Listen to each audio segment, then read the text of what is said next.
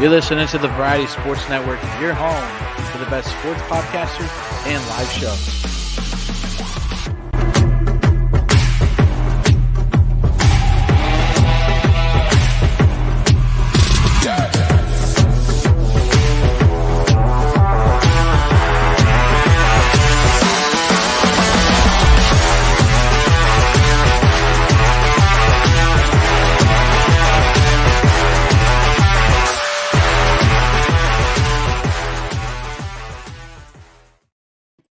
And welcome to another episode of the Fatboy FadeAway Sports Podcast. As I'm getting over a cold, as you can tell with my voice there. Thanks for tuning in February 5th, 2023. Got my main man, Tyler McGurk, with me up top, coming off a good podcast yesterday with your Niners-Eagles review. Sorry about that, my friend. We'll get into that game a little bit more.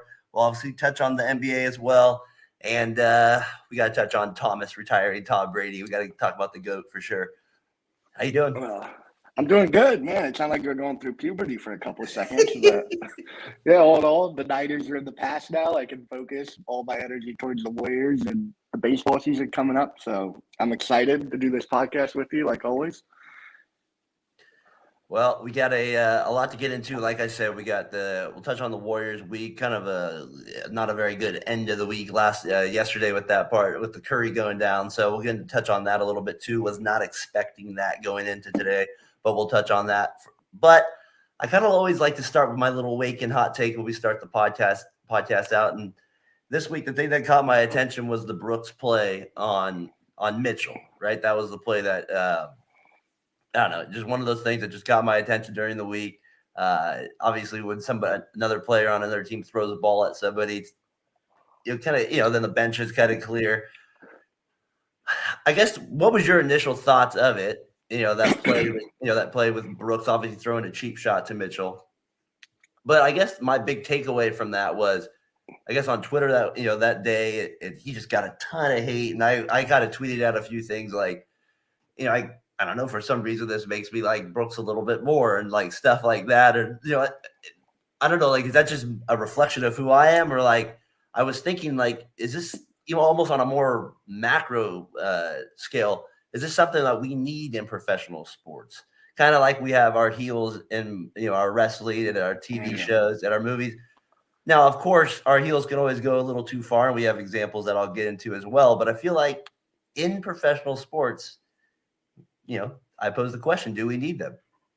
I need them is a bit of a stretch. I think they add the like drama, they add the intensity of games, which is a good thing for sports. It's just, like you said before, there's a lot of instances where things go too far. Like, I don't know, hitting someone in the balls is never going to go well for the guy who does it. You always look like a coward, and you're going to get a lot of negative responses. I don't know what made you go, oh, I like Dylan Brooks more now because of it. Like, I think that's a weird thing. Especially if you didn't like the guy before, after he's done cheap things to the Warriors in the past. And I don't know. Dylan For me, it was more the hate that he was getting from other people. Like, that was kind of my thing. My initial reaction was kind of like, all right, let's ease up. There's everybody. There's been way more than Dylan Brooks, and we've seen much worse than that. So I think that's where and I guess for me is the value of that player in professional sports. That's why I kind of, to me, it was kind of like my initial, do we need them? Like, I think of Draymond Green. Like, he's had dirty moments on the Warriors, right? Like, I posted as our picture, punting Steven Adams, multiple times during that series, right? Like, no, those are dirty. It was a natural reaction, according to Draymond. Natural reaction. They are. I guess I just want to know, like, for me, like, and I can admit, like, I sometimes did that as well, not like to that extent, but like, I feel like there can be like an edge gained in that regard. Now, like I said, there can be an edge loss, and I know like some Grizzly fans are starting to think that way with Brooks, and I know Warriors fans, be included, has thought that way about Green as well. Like, they cross that line, it just feels like we've gone too far. But when that line is kind of right there, it's almost like you just instigate people just enough to help your team. I think of Bruce Bowen, I think of Rajah Bell, like those type of players. You know what I mean? If we're talking about just NBA. Your thoughts on that, and maybe some other players in other sports too. I think there's definitely a benefit of having one of these guys on your team. Like, even at our level, my brother would cross a line sometimes that other people wouldn't cross to get open, or like pinch you, or like do something to like get you mad, or like high knees running up the court so you can't get close to him. I think people will not go near that guy sometimes because they're worried about what will happen. Like if they do, like, will I get a little shot that I don't deserve, and the ref's gonna let it go, and it's just gonna get me out of my game. So there is like a positive to having one of those guys on your team, like Draymond has been for the Warriors. I looked up the definition. This is what it said. Who breaks the rules. Their example. Eric says he was clean and fair, but everyone knows he's a dirty player. Who's this Eric? They had a definition of a dirty player in there. I was thinking of some other ones too that kind of came to mind. We'll go to the NFL. A few of them. Romanowski jumps out to be the most. Like he was like. He lasted, and I mean, the NFL is a different sport than we know the NBA in that regard. But like, everybody knew he was. Probably his own teammates had to know he was one of the dirtiest players in the league, and he lasted forever. I always think of guys that were good players too, like Hines Ward had a little of that in him as well. Players that kind of were able to get under other teams' skin and stuff like that. I know Jimmy. I think Albert Hainsworth falls under that category with the stomping of Gerard or Garoon. There's Marcus Vick when he stomped on Elvis Dummerville's leg in I believe the Cotton Bowl. So it sounds like to me, I really feel like they do play an important role in professional sports. I think you need a few of these. You don't need them on every team or something like that, but it is always nice to have a guy that's going to stir the pot, maybe get a rivalry, get a best player under his skin, like I mentioned, our Rod Artest, our Rajah Bells, our Draymond Greens, that are going to sometimes make. Patrick Beverly, I guess, would fall into that category as well in that regard. And so I don't know. To me, those players just kind of keep professional sports a little bit more entertaining in that regard. I mean, I think there's superstars that could be dirty as well. Kobe was dirty in a way when he used to Reggie Miller throw his arm out and give people broken noses and outlaw it. There's other dirty players out there that are actually like the best players on their teams. I don't think it has to be just some role player. And I think it's even better for the league if it is one of the superstars that is getting these rivalries going. Yeah, no, for sure. I just thought it was kind of an interesting point to bring up today. And as I was thinking about players that are dirty, I was also kind of thinking about, plays. Like, is there any plays that kind of jump out to you? It doesn't have to be like from one of those dirty players necessarily. Is there like just a play that jumps out where you're like, whoa, that was a dirty play? Yeah, definitely. The Marty McSorley slap of Brazier. Brazier was just skating back to defend his goal, and Marty McSorley took a full swing, hit him in the right temple, knocked him out. And then the baseball ones, the Albert Bell just giving a forearm shiver to Fernando Vina, breaking up a double play where he just gets absolutely demolished. Like, it's as dirty as it gets. I forgot about that Albert Bell one. Yeah, he destroyed. I mean, he made. We talked about Trent Williams on your show yesterday, making him make that guy look like a little kid. He definitely made Fernando Vina look like a little kid in that one as well. I forgot about that one.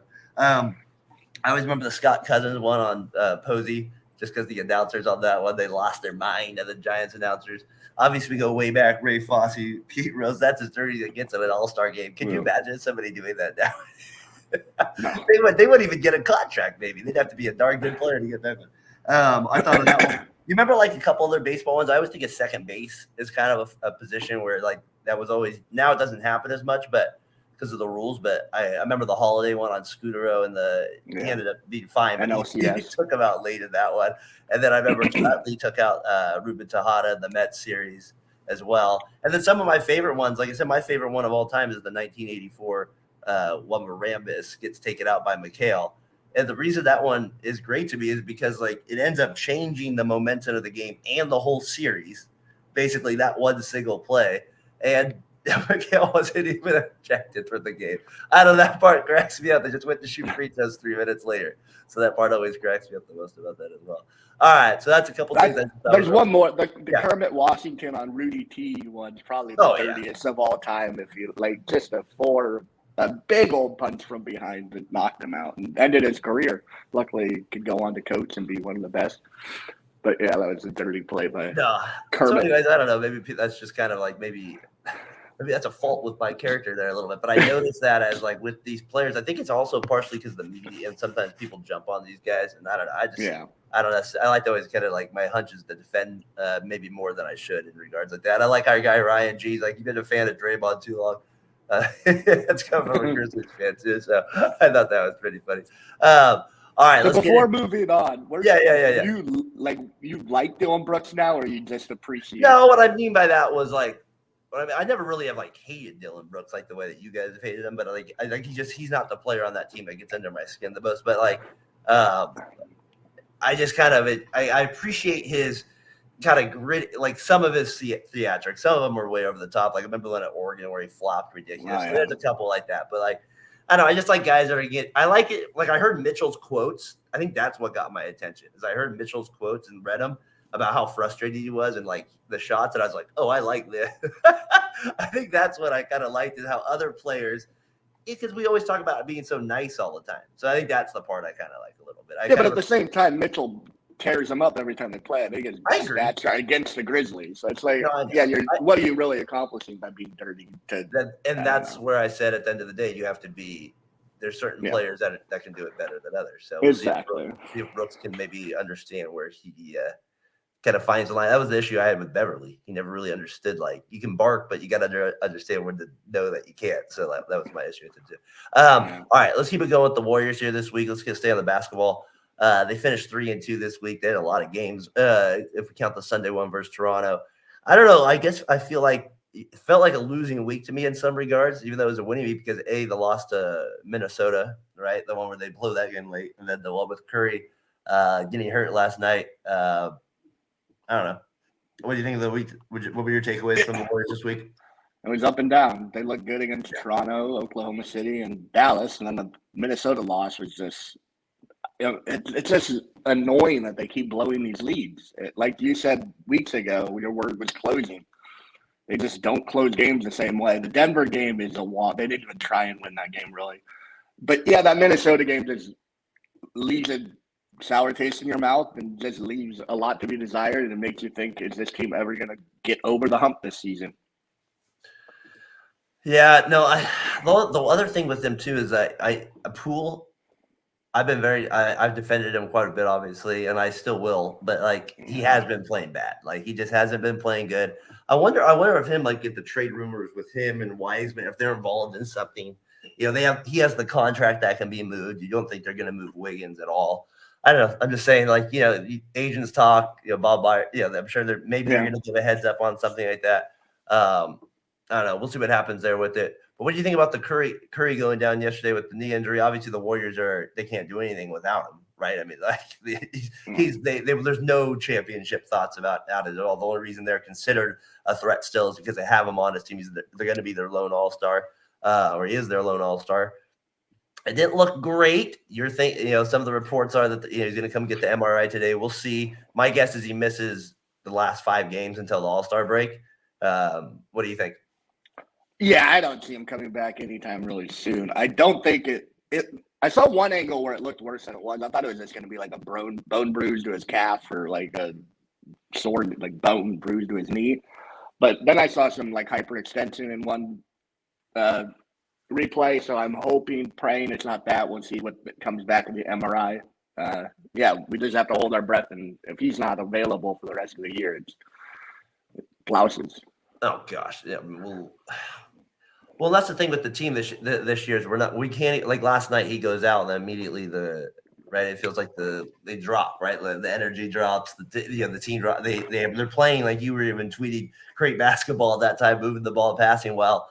And then he comes out, it kind of demoralizes a little bit, and the Warriors kind of get back what they were doing, which is a little bit too much one-on-one at that time and bad defense and fouling all the time. That's the issue with them. What do you think about that Minnesota loss? That was a bad loss. That was one I felt like could have changed the standings a little bit for them. Like especially knowing they were going to play Denver the next night and probably rest guys. Because is what people do in the NBA. I don't know. To me, that was the of the week. It was the game of the week. It's the one that stands out the most of all 5 games this week, and that's the one that stands out. And it just happened to be a loss against a team that has a better record than us. And they were without their two bigs. What was the guy killing us? Neil? Was it Neil? I don't. Something. He was like he wasn't afraid to shoot either. He was letting it go. He was trying step backs. He was doing it all. He had the finishing dunk at the end of the game. He was killing us. I don't know. What do you think? Also, Curry, he passes Chamberlain. I like how he says, "I'm just getting old." He's just ridiculous. He's unbelievable. Words can't describe how fun and what he's meant to the Warriors. All right, let's take a quick look ahead. What do you got here? We got OKC at Portland. We got the Lakers on Saturday at the primetime game.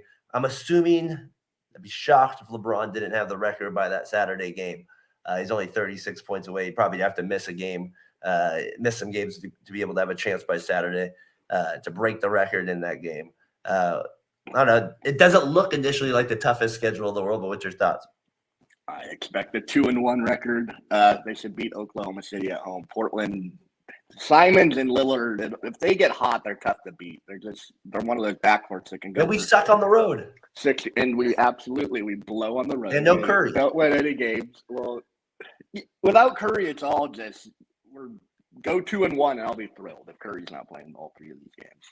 But I feel like the Kuminga DiVincenzo, the way they've been playing lately, it seems like they have a better shot to go on a little roll if Curry comes back. Obviously, I thought this was. What do you think of this? Where they're like, I mean, this is as average as it gets, right? Yeah, this is mediocrity and summed up. If you're listening to us, I'm showing the graphic there: 1-1, 2-2, 3-3. It goes on and on for until they're 26 and 26. Now they do sit 27 and 26, but I mean, just as average a team as you get, right? I mean, we'll see. Curry. I mean, they've been saying they're going to turn it on. They're going to turn it on, but we'll see what happens. I expect a 2-1 week as well. I think if you go 1-2 in a week like this, that's very disappointing. Even without Curry, those are just winnable games. I do think the Portland game is a loss. I think that one will probably be the loss because in Portland, but those other two games and the Lakers game though is scary as well though, in the sense of LeBron without a Curry, can he control it? So we'll see what happens there in that one. All right, a couple things here otherwise NBA wise. Any of these you want to touch on? Before we move. Yeah. Warriors. What else you got? Just how if everyone's all fully healthy, what's the five you like them closing with? Do you like Poole in their closing games or? Because I'm not a big Poole guy. I'd rather have DiVincenzo in there than Poole at this point because he plays defense, and that's what I hate when we just get beat to the hoop continuously on easy buckets. Yeah, no, I get that Poole also can put the ball in the basket better than anyone at times, but I just would rather have DiVincenzo and Kuminga without Looney and Poole. Just go small and have your best defenders in. Yeah, and I think at this point you have to play DiVincenzo over Poole because he's played better, but I think Poole has the higher ceiling offensively, and that's why I think he always gets compared to Jamal Crawford in that regard, is because he can just get, like he did in Game 6 against the Celtics in the finals last year. You know what I mean? The second quarter, he just gets hot, and I mean that helped us win the game. Or you know what I mean? So I'm just saying those are the things that DiVincenzo can do, but he doesn't necessarily do it as a regular basis. But to your point, Poole also has been struggling with turnovers. He hasn't been playing. I mean. Even I think his defense isn't great. I agree with that, but I don't know. I don't think that he's the main issue when I look at their defensive breakdown. Sometimes I'm like, yeah, he's getting beat, but then Clay's getting beat plenty of times. And, I don't know. You're right. I do think the one thing that I have noticed though is the Kuminga factor. Yeah. I noticed Kerr's starting to put him on certain ball handlers more. So I'm wondering if that's going to be a secret weapon of his come playoff time. So we'll see what happens. Something I like that they're doing is they're picking up full court with either DiVincenzo or Kuminga. It seems like they're switching off. They're not putting all the ultimate pressure on him up full court, but there's at least someone within 3 feet of them making them kind of work their way up the court, get the shot clock down, make things a little tougher. I enjoy watching that. It kind of reminds me of the Bulls with Pippen and Jordan. Obviously, different type of defenders, but it just I like he just brings athleticism. He brings a spark. I mean, when you can dunk the ball like that with your left hand, you even said that too. That's crazy. Yeah. I like John Wall. Huh? That was your left-handed dunker right there. That's not left-handed. I know, but that was what I was surprised there.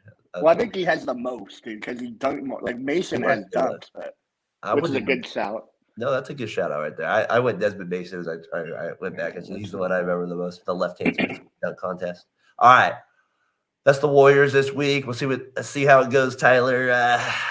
Coming up here, it's kind of a big stretch of games. All right, especially going into the All-Star break. Like, you don't want to be 3 games under 500 in a mediocre West. Like, you gotta, I don't know, it's just such a weak division or conference right now. Hard to say. All right, give and go here. What do we want to touch on here with these? Which one stands out to you? The Irving request to be traded from the Nets. It just some things never change. They finally look like they're in the clear. They're swimming in like open water, nothing around. They're just going. They look like a championship contender, and then we get these Irving trade requests. People are talking about him enough. I don't know. It just doesn't make sense why he would do it at this point. I know he wants a contract. It's probably a leverage move, but just after you've been so good, even with Durant out, Irving's playing some of the best basketball he's played in 3 years. It's just rough to see him just put himself in this negative light when he didn't have to. I just find it interesting too. But Durant did the same thing earlier. They didn't trade him, and then it was before the season started. I just don't think they're going to trade him. Do you? They shouldn't, but yeah, I think I don't know what. What are they really going to get? I don't know. I like all LeBron. Do you think he goes to the Lakers? LeBron says, "Duh, he wants him." I mean, of course he wants him. I know, but they giving up they though. They don't have the pieces to get him. I couldn't imagine the Warriors. If they trade Kuminga for him, they get the. I don't want Kyrie Irving on this Warriors team. I mean, they may be better for sure, but it'd be another Jordan Poole, but a better Jordan Poole. Not Curry's out for 2 months. Do we go get Kyrie? Draymond? They could reconnect for a little bit. I'm serious. It's that possibility. I think Irving. Is it a possibility? There's no way we're giving up our future for 2 months of Kyrie Irving. Like, we haven't been able to. We weren't willing to trade these guys for anything. My dreams. 2 months of Irving, I don't see it happening. Would you want to give up any of the future for Irving for 2 months? I don't know. He hit that shot, man. That still hurts me. I don't know if I'd want him on the He's a beast. I'm not questioning his basketball ability. He's one of the most fun guys to watch in the league if he just went about his business a little differently. I don't know. And we'll see what happens with the Nets. I always feel like the NBA, like I feel like there's 2 ways that usually happen with the NBA trade deadline. And one of the other things I had this week on the NBA with news and notes, as you can see, is trades that might happen or things like that. And one of them for me is always, I always feel like with the deadline, either it's really big and there's big names that are traded all the time, or it just kind of is pretty dead. I feel like it doesn't usually go in the middle to me. It's usually like one or the other. So what do you kind of expect with that this week? I'm not expecting big names to get traded. I think the biggest name that'll get traded is maybe Gary Trent Jr. or someone like that. I don't see like Irving getting moved or Gary Trent Jr. I think that'll be like the biggest name. So you don't think the Siakams and those kind of players? Well, if Irving gets moved, that's a big deal. Yeah, if Irving gets moved, if Siakam gets moved, that's a big deal. I'd take any of the damn Raptors. That's my takeaway from the trade deadline. Give me one of those Raptor players. I don't care which one. You name it, I'll take him. Whether it's even Boucher or like even the smaller guy, I'll take any of the Raptors. I don't think it's going to be a big trade deadline, though. I feel like the Bulls need to do something too. They should be blowing that thing up. They should be trying to trade DeRozan. I wouldn't mind Vucevic from the Bulls. I wouldn't mind him in a trade. If the Warriors had to unload that Wiseman for a player like him, I wouldn't kill the Warriors for a trade like that if they ended up with him on a team like this. They'd have to obviously trade somebody else in that to make the contracts work. Pool, I guess. Everybody's throwing Pool in every deal. Poor Pool. Any other trades I saw that maybe will let you kind of, like you said, Siakam there? I was thinking like the Pelicans need to maybe do something again. I mean, or they just be patient. I mean, right now they're, like you said, the West is so average. I mean, the trades I saw that I'd like Kyrie to go to Dallas because I just think Kyrie with Luka would be good. Jordan Poole and Draymond for Kyrie. Our defense down low would be tough, Ryan. I don't know who's stopping anybody down low. I think that'd be Draymond. We gotta get the Sharks on there. I wish he would have commented. If you're still listening, give me some give me your favorite dirty players in hockey. There's got to be a few of there. Another thing I wanted to talk about NBA was Fox not getting an All-Star game. A lot of people said he got robbed. My thing with him, they kind of touched on it yesterday in the Let's Be Real podcast, is there's only so many spots available with these guys. And the point guard is like the most loaded spot now in the NBA. Like, who are you taking off? I mean, I guess Zion maybe isn't a starter, but then you're probably bringing. I don't know. You're bringing a big up. It's not the same. Like you're not. Who are the guards in the West?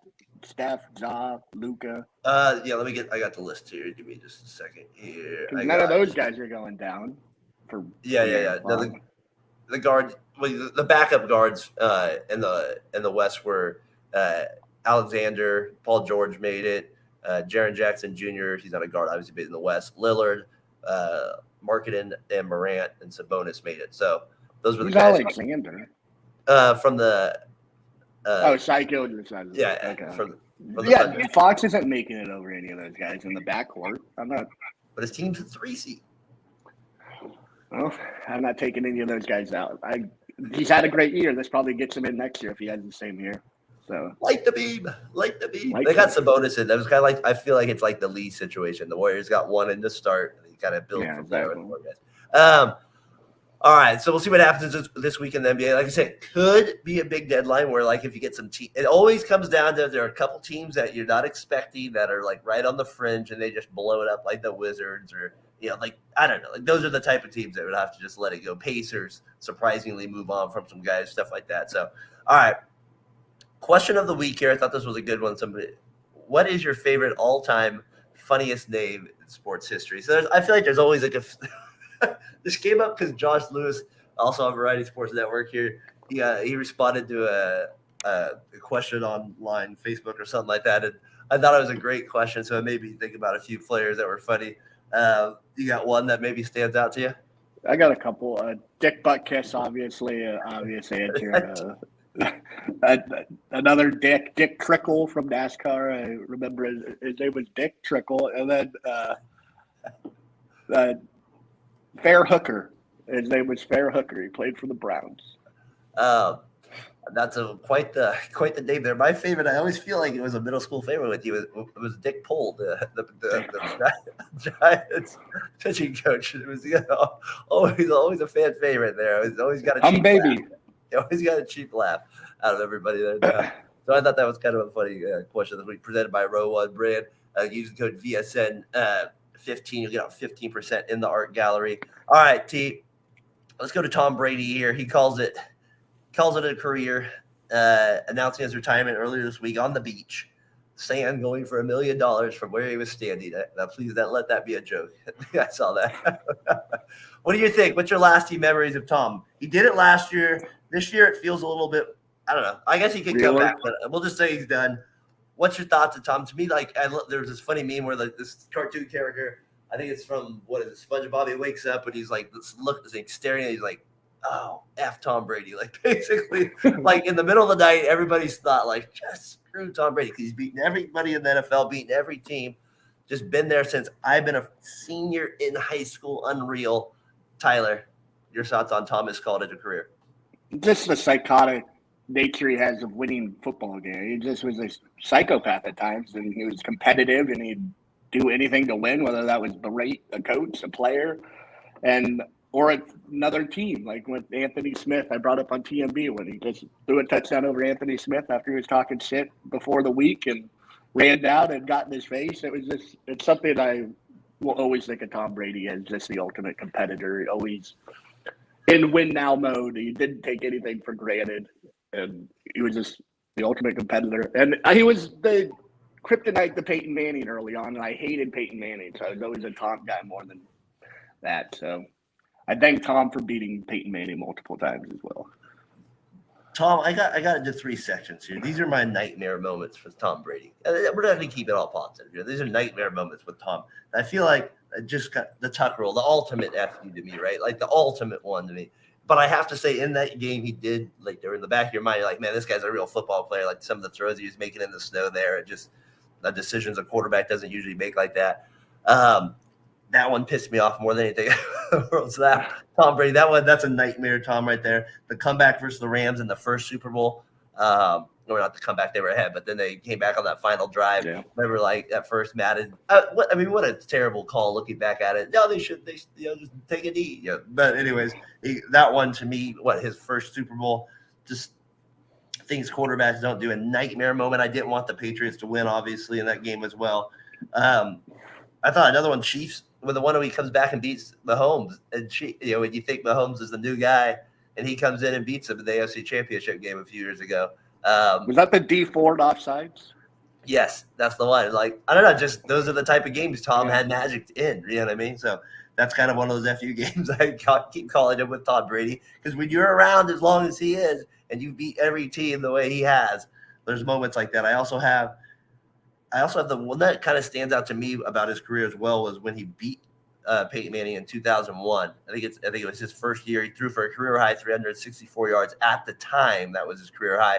And I just remember in that game, because Manning was coming off as rookie of the year a couple of years ago, the new quarterback, and here's Tom Brady, his first year going into Indianapolis and beating the Colts. I was like, maybe this guy, you know what I mean? It kind of like made you really think that maybe this guy has something.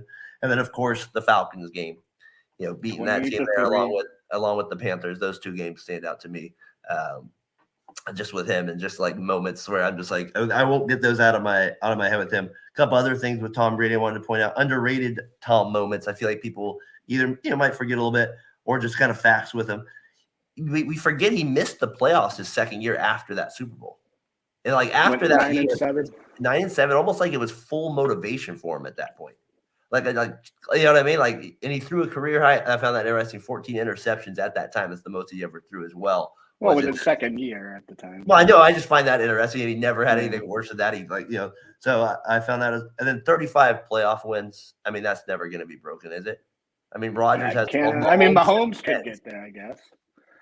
Mahomes has 10 right now. I mean, he's still young. It could get that, but 35, man, that's ridiculous. It's 10. It's a decade of Super Bowl appearances. It's ridiculous. I think we'd be reminiscent. We don't also bring up Deflategate and everything that did to the NFL. It just, whether you believe him or not, it was a huge story, and he got suspended for 4 games. Oh, what? That thing was so ridiculous, though. I agree. I don't know what was going on, but he gets suspended for that. But then the guy, people are cheating on cameras, and they don't lose any games. They only get 5. You know what I mean? Like, what was it? Belichick? They lost a first-round pick. It's like college. You can't go back and go, your Super Bowl doesn't count. Like, no one's gonna go, oh, okay, that didn't count. The stuff that was done over Deflategate is just ridiculous in my mind. It definitely seemed like a win. A lot of cheap jokes were done that day. A lot of cheap jokes there. No, you're right. That was part of it as well. But I don't know. That to me, that never affected the way I thought about Tom Brady in any regard. You know what I mean? That's for me. Did it do anything for you? No. I mean, I don't. I liked him. He was one of my favorite players. I don't think nobody doesn't like. People hate Tom Brady. Do they hate him, or they just? I think everybody respect. Like, I don't like him. Like, I never always rooted against him, but I respected him. Do you think more people? I think everyone respects him, but I think dislike the guy. I think a lot of people hate Tom Brady for sure. Especially maybe less now, but even after he came off the boat in that Super Bowl win, he was a little more human out. He was a little more human after that. He was more relatable. But yeah, I think a lot of people hate. I think if Ryan answered the question, he hates Tom Brady would be my guess. Brian, well, I'd be surprised. Ryan. No, Ryan, do you hate Tom Brady? Let's see if he answers it. All right, let's bring it back to the Bay Area. We're gonna put a poll on your Twitter. Do you hate Tom Brady? We should do that. We'll do that. All right, let's bring it back to the Bay Area part of it. And I always find this interesting because I watched that. I don't know if you ever saw that thing on NBC where the Joe Montana series they did like about a year ago. Let's see what he says. Yes, he does hate Tom. Yeah, a lot of people hate Tom Brady. I respect that. The thing I always hated Tom Brady for is I always felt like I don't know why this bothered me. It was like the year after we lost him in that Tuck rule, then the next year we played him at home and we beat him, and it just felt like that's such a crappy win again. I don't know why. Just one of those wins, you can have that one in your career. Like that, I don't know. That one always bothered me the most looking back at it in some ways. That's funny. Ryan, that's good. All right, so let's go to Montana part with it. I watched that thing, and you hear other people say, we know Tom Brady, I think part of the reason he kept playing is that his arm strength stayed, and then he realized that quarterbacks basically can't get hit anymore. He was part of the help of that with his first injury. With going low. Yeah. Montana played an era where you just could get absolutely massacred, played on turf all the time. I don't know. Is it not even a question now with 7-4, 35-16? I don't know. I just wanted to throw that out. Some people say Montana, he still gets disrespected in this argument. What do you say to that? Well, I'd say he does get disrespected as far as like top 5 goes, because I've seen like Max Kellerman not even include him in the top 5, and he has That was like ridiculous. Marino and Elway. I'm like, what are we talking He beat about? both of them. Montana? Yeah, he owned both of them. He was the best player by far when he played, and it's impossible to put him over Brady at this point. 7 Super Bowls and just the longevity. Montana played in a tougher time to play quarterback, I would say. You could hold receivers, you could hit the shit out of quarterbacks, and it was like rewarded, and you weren't frowned upon for touching the quarterback. So I think he played in a harder era, but just nobody's going to look back and look at the numbers and go, oh, that guy was better than Brady. Yeah, no, it's I know. Impossible.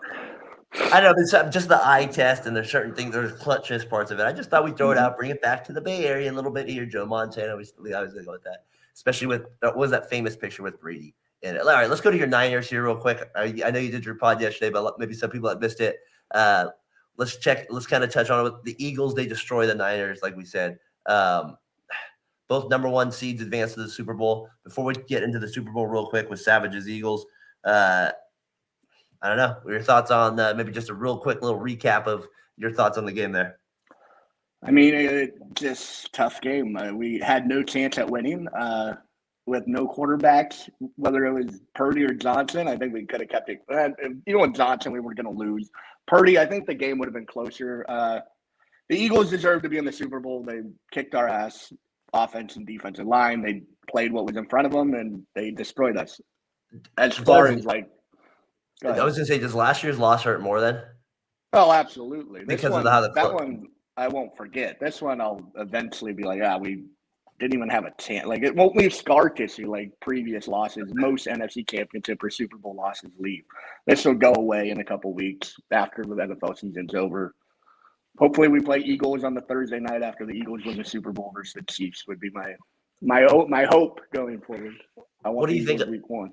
What do you think about early thoughts of the Super Bowl? Andy Reid getting the shot at back at the Eagles.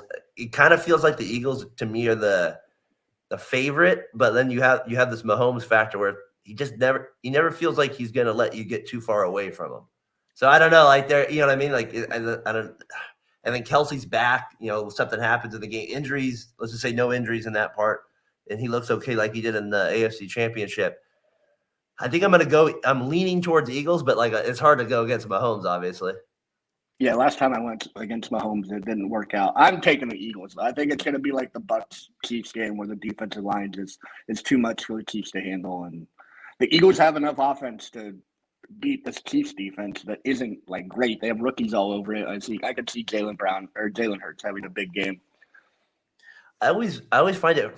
Ryan will remember this if he's listening. I always find it interesting with the Super Bowl week that the one that frustrates me the most is that Raiders Bucks one, the Super Bowl. There was no bye week. It made no sense to me then, and there's never been one since. I don't understand what they were thinking that week.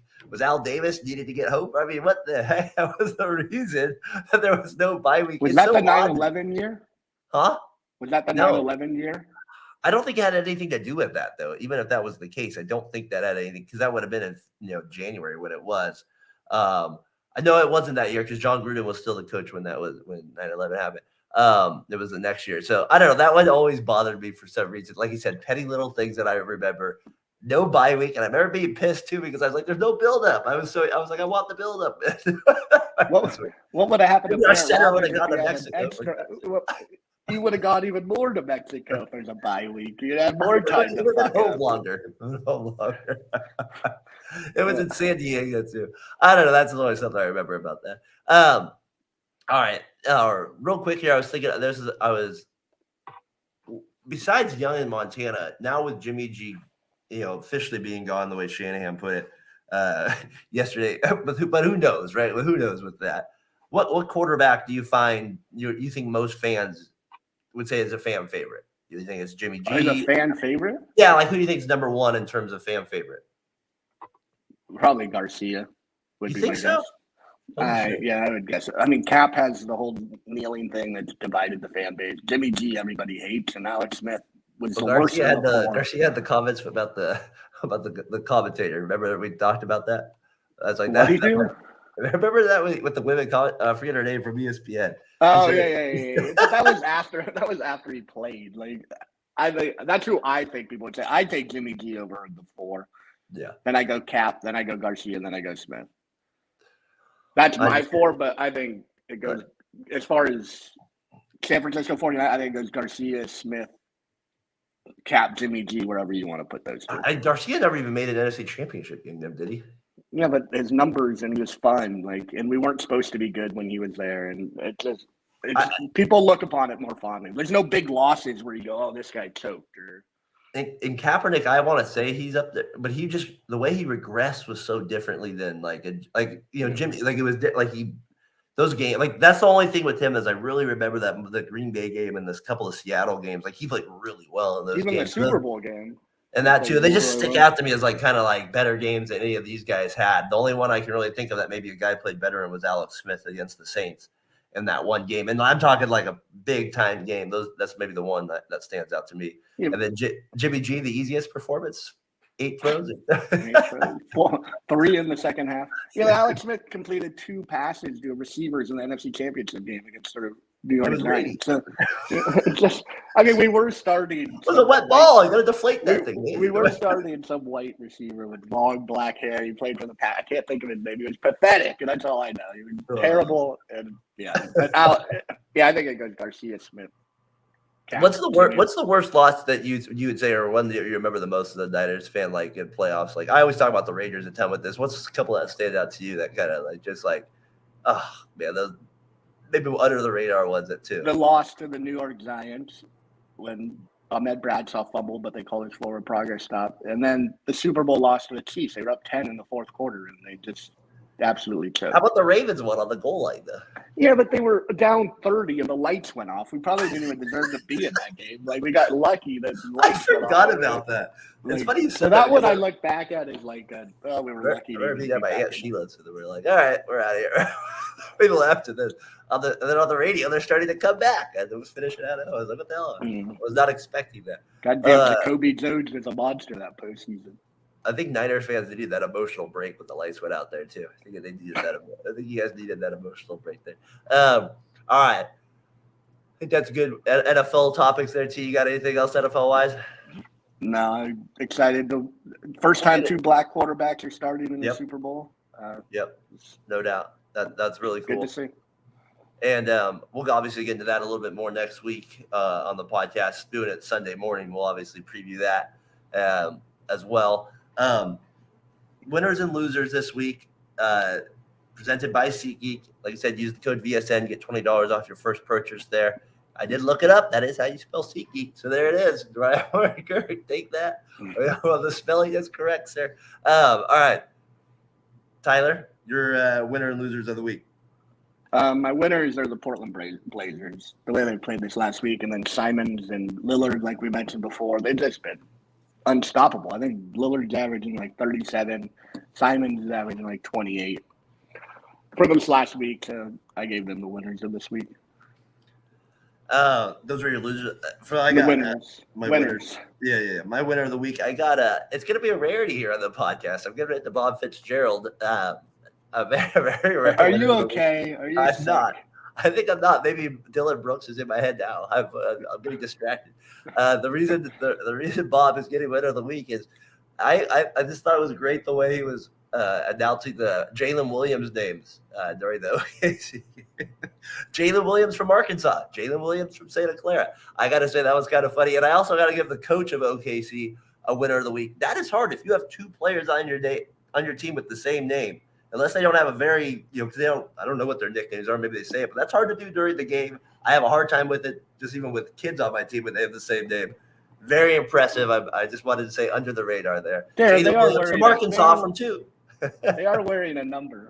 They can number 8, get your butt away. Exactly.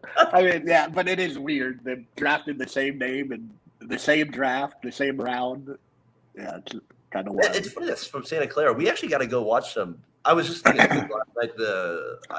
When you told me to go back and watch the last 5 minutes of the St. Mary's Gonzaga game, so I finished that, and they obviously did you watch it? Yeah, they ended up winning in overtime. And that number 20 is very good, like you said. Yeah, that guy turned into like scoring John Stockton the last 5 minutes of the game. I was like, this team has no talent. They are just playing a slow ball, and that kid just became the best player on the court. The West Coast Conference does produce a pretty good. I got to go like the Santa Clara. They have him in a first-round pick, and now they have another prospect this year they got from Illinois in a transfer. It's been pretty good too for him this year. So Santa Clara, a little shout out there. Maybe get some draft prospects here. Steve Nash, not the only one anymore. But anyways, I thought winner of the week, Jalen Williams. To me, that was kind of funny. That what the names there. That would be hard to do. All right, Jalen Williams from Arkansas. All right, what do you got? Surprised you didn't go with Jalen Williams with a Y. Exactly. What do you also got for loser of the week? Real quick. Real quick. Also, winner of the week. I got a shout out. Just real quick, I wanted to go winner of the week. I got a shout out. My guy Ant for a couple of the topics he gave last week, and our guys Let's Be Real, and then our guy Terrell at Realism Sports for commenting on our post last week, and just appreciate that in prime time. Those type of commenting Adam commented earlier today. So a little shout out to those guys as well. So they go on winner of the week as well, Tyler. All right, loser of the week. I appreciate all those men, and if there's a woman involved in your podcast, I appreciate them too. My winner of the week, or my loser of the week, is this All-Star games. The NHL All-Star game was last week. Just pathetic. I don't know if you know how they do it now. They break it up into 4 divisions, and they play 2 games, and the winners play again. It's just one period of hockey. I don't know. It's not for me. Nobody watches it. And then the NFL Pro Bowls today, and let me tell you, nobody cares unless you're putting money on the game. It's funny how far those things have come. I used to actually watch both, like the All-Star game and the Pro Bowl, sadly. It's such a dictionary. It's not mine, it's the website, man. I'm going to tell you. It's not me, I swear. All right. You have SeatGeek spelled 2 different ways in 2 different spots here. So anyways, what for loser of the week, I got UNC versus Duke. What a fall off. I just felt like the game wasn't as big as it was before, right? A little fall off there. So obviously still both teams over 500, but just not the same drama without Coach K in there. So that's got a little bit of a harsh loser of the week there, but it just didn't seem like I saw it on TV yesterday. I was like, man, no build up for this like it used to be. The players not quite as good as they used to be, I guess you would say, or at least NBA prospect wise going into the game. So that was part of my loser of the week as well. Hubert Davis and John Sire don't do it for you on the sideline. It's not quite the same. You're right. But college basketball this year, I'm looking at like prospects trying to find I don't see anyone that's like a stud that's playing college basketball. They have to be going to the Igniters. There's a couple guys who are going to be good players, like Brandon Williams. But where's Scoot? I like Brandon Miller. I think he's pretty good. That's the guy I was thinking of on Arkansas. From Alabama? Or Alabama. Yeah. I think he's pretty good. I think in most years he might be is he too Evan Turner for you? Yeah, he doesn't get enough shots up. He seems to disappear at times. But that's a freshman being a freshman. I just feel like the talent is getting watered down more and more each year. Seawood, the Alabama guy. I think he'd agree in general that college basketball talent is getting watered down every year. Well, when you're losing your best players to G League, Ignite, and those type of things there, I mean, what do you expect? So, all right, that's what we got for winners and losers this week. Anything else you got, Tyler, to add to that list as well? I do not have anything. I do want to touch on your All-Star game thing real quick, though. That was the thing I was going to say. I do agree with the Pro Bowl. I always feel like it changed randomly with that Edwards injury in that sand flag football thing. You remember that? I forget his name. I think his name was Edwards, and he was like a running back for the Patriots, and he really hurt his knee in the sand. Mark Edwards, the fullback. No, I think it was Robert Edwards, something like that, and he hurt his knee as a rookie. Who the hell, Robert? I don't know, and I always feel like that changed the whole Pro Bowl, like him getting hurt in this sand trap, and this sand sand trap was golfing. Let me see if I can get his name real quick. He was a Patriot, Robert. I never heard of it. Yeah, Robert Edwards. Yeah, that's his name, Robert. Yeah. Was it fullback? I don't know. I think I got to look it after. Anyways, he got hurt in this game, and I think that changed it. But I used to like the games with the different helmets on, the Pro Bowl, and I think they should have. And the other thing is, even if they didn't play hard, all the players went, And now we have guys like, what was the Ravens guy voted into the Pro Bowl after 5 games this year? I mean, are you kidding me? Like, yeah. I mean, how can you look at Pro Bowl stats at the end of a career and judge it on that? So that can't be judged anymore in the NFL to me. Can it? Do you? No, I don't. Especially a Pro Bowl replacement. That to me is like some of them that have made it. Yeah, Huntley made the Pro Bowl throwing 2 touchdowns and 1 interception this year. That's my point. Is like, how can you? Nobody cares. He should be up for the Hall of Fame. It's a complete. He's a 3-time Pro Bowler. He has a better chance of playing.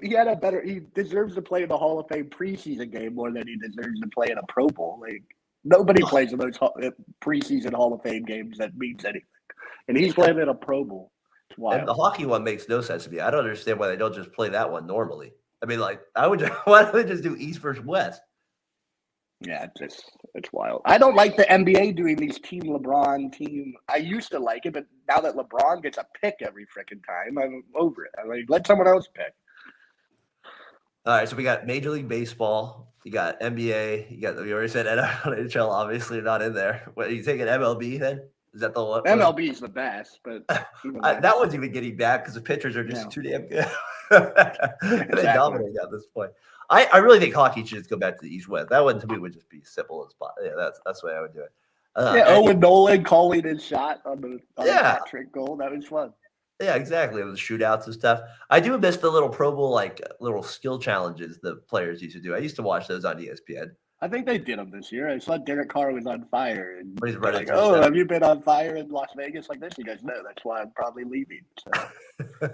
Like, at least he can make a joke about himself. He'll give you an honest answer, that's for sure. All right, T, I think that's all we got. You got anything else you want to add, my friend? No, that was fun. Thanks for doing this with me. Yep. Can't wait for next week. Episode 122 in the books, Tyler. Next week, Super Bowl episode should be a good one. We'll probably get into definitely get into the Chiefs a little bit. We'll get into the Eagles and break down that game as well. And we'll see how the Warriors do after. We'll see how many games Curry's out. See if he misses any time there for sure. They'll hold there with it. So, Ryan, thanks for commenting, man. Appreciate that as well. Anybody else that tuned in, always appreciate it. All right, till then, peace.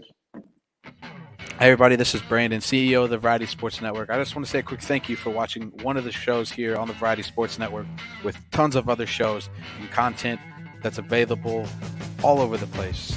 Right here at the Variety